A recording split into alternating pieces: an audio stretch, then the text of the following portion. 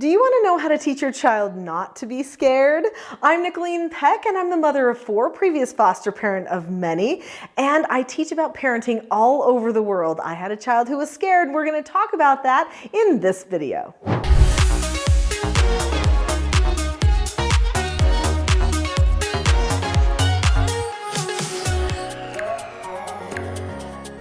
In this video, I want to share a story about my son who was scared about lots of things for a long time and how we helped him overcome his fear of some of these new experiences and some things that go bump in the night. There are certain things you don't want to do and certain things that you do want to do. So what don't you do? Number 1, don't coddle. That is super important. So when the child is afraid of something, don't try to make everything so there's nothing to be afraid of ever. That's coddling. And if you get emotionally invested in their emotions, that's technically a power struggle. It's called a passive power struggle, not one that we normally recognize, but they definitely do happen. Now, sometimes when a child is afraid, that just means that they want someone to assure them that everything's okay. But it doesn't have to be done in a way that seems like there's a panic or somebody is getting emotional about their emotions. So keep that in mind. No coddling. It doesn't help. In fact, it will only increase the fear that they are experiencing. Probably the most important thing that you can do with a child who is experiencing some sort of fear or anxiety is recognize that what's happening in the brain is they are reverting back to the same place in a triggered situation. So there are certain pathways that we create in our brain, and anxiety definitely creates stronger pathways. So once we go to one place time and time again when a new thing occurs, like maybe it's a new situation and we're unsure because we have to do something new that we've never done before, then we immediately revert to that one place. And it's just a habit. That doesn't mean that the person truly thinks they can't do it. It's just that they go to that habitual spot, that feeling, and then they start having emotions and thoughts that tell them that they can't do whatever it is. One of the most important things that we can do for our children is help them understand that they can pick new thoughts inside their brain. This is a very empowering idea. What?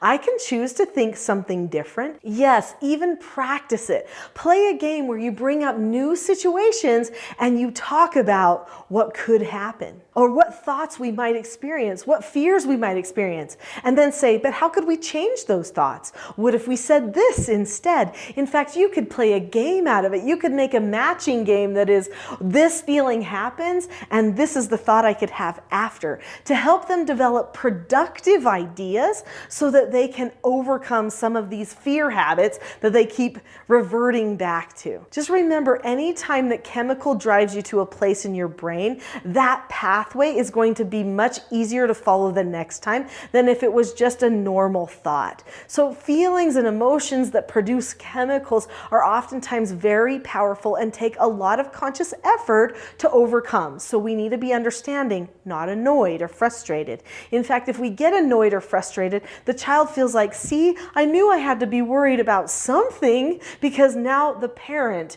is feeling something too. And that type of a power struggle, yes, it is a power struggle, not one you might notice on a regular basis, but it is one, is the type of thing that gets them feeling like they are validated in that fear that they are having. Another thing that you want to do to help your child is make sure that you have a really good bond. Good bond, good open communication. They need to feel safe with you. That's really important. So they need to feel like they can come to you for anything and that you're not going to be angry or frustrated about anything. So it doesn't matter what time of the night or what time of the day, you're not going to go, this is not a big deal, stop it. No way, you're never going to do that. Instead, you're going to say, okay, tell me about it. Let's talk about it. Okay, now let's see what's happening inside your head and let's see if we can pick a new thought to have inside your head. Now, sometimes there are things that attack our children, and I say that truly. I have felt it before, fears attacking my children in the night in the way of things like nightmares and stuff like that. And if they've had a nightmare, then sometimes they're afraid of having other nightmares, which then makes them afraid to go to bed. So I always tell my children that in our family, we have a spiritual power. We pray, we call upon God. We bless the children, we bless the home so that they will not have any dark feelings, dark spirits at our house. Maybe that doesn't resonate with you, but if you're a spiritual person like me, trust me, it's worth it because the children are able to rely upon a power greater than themselves. So then they know that they don't have to be worried about their problems. Do you know a lot of people are afraid because they think everything rests upon them. They have to solve everything themselves. So bonding with parents and bonding with God and relying on both of those people, those characters in a child's life helps them know that everything's going to be okay. In fact, sometimes I would have conversations with my son when I would say to him things like, Porter, did you know that even if you had a bad dream at night, Mom would still be here? I would always be here. I would never leave. And you could always say, Mom, and that I would come no matter what. He thought about it. Oh, I didn't think about that. Someone's always there for me. Porter, did you know that when you have a bad dream, that you could always call out to God, that you can always pray? Oh, that He will always be with you when you want Him there? Oh, that made him really think. Sometimes we don't tell our children enough of the story, and so they only have one piece that they're hyper-focusing on again and again and again. Before I share my last 2 points, I want to invite you to subscribe to this channel. Every day on this channel, I come up with amazing new content just like this, and you won't want to miss it, so subscribe now. Next, practice. Just like in that little game, we're practicing making new thoughts and preparing to handle those little anxieties when they come. We need to practice exactly how we will act and move in those situations. Our children need that pre-teaching. They need to know the words that you will say when they have a problem and the words that they can say to themselves too, to tell themselves that it's okay. I remember hearing Porter one day talking to himself and saying, "It's okay, Porter. It's okay. It's not going to be hard." How wonderful that he learned how to tell himself that it was okay. I want to tell you another story about London. When London was about 4 years old, she was afraid of being in front of other people. And she was asked by our church if she would give a small little talk in front of a congregation of other children within the little children's group at the church. Now for her, that was very nerve-wracking. So we practiced. In fact, I wrote down London's exact words. We practiced it at home because practice is key, right? And then I said to her, "Now, London, when we are there at the church, I will be there with you. And if you want me to, I will stand next to you. But I won't tell you the words to say because you already know them. I won't whisper in your ear like some parents do because these are your words. And if you don't want to say them, you don't have to, and we can tell everyone, I guess London does not want to say her words today, and that's okay, and then you can sit down. But I will stand there with you, London. I'll even hold your hand if you want me to. Okay?" She looked at me very strong and she said, "Okay." So she was mentally preparing to do a hard thing. So the day came and we got to the church and she was ready to go. She was actually really excited about it. But then she stood in front of all those children and she looked at me. And so I came over and I stood next to her. I said, "Do you want me to stand next to you?"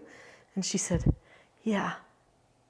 I said, "Okay, I'll stand next to you. Go ahead, London." And she stood there and she looked and she stood there and she looked and she didn't do it. And after minutes went by, I leaned into the little microphone in front of the group and I said, "It looks like London might be deciding not to do her talk today, and maybe there will be another time that she could give you this talk because it's really good. She made it all by herself." And then me and London went and sat back down. And when she sat down, she had this look on her face, slightly of relief, but also like disappointment. I didn't do it. So now she had something to work toward. Well, in the middle of the next week, she said to me, "Mom, do you think I can give my talk this next Sunday? Do you think they would let me give my talk?" And I said, "I'll call them and see. Do you really want to do it? Will you really do it this time?" And she said, "If you stand by me, yes." I said, "Okay." So I called up the lady in charge of the children's ministry and I said, "Can London give her talk again?" And this leader said, "Yes, of course." And so London stood up there and I stood by her side. She took a big breath and she said her words, which amounted to maybe 6 sentences.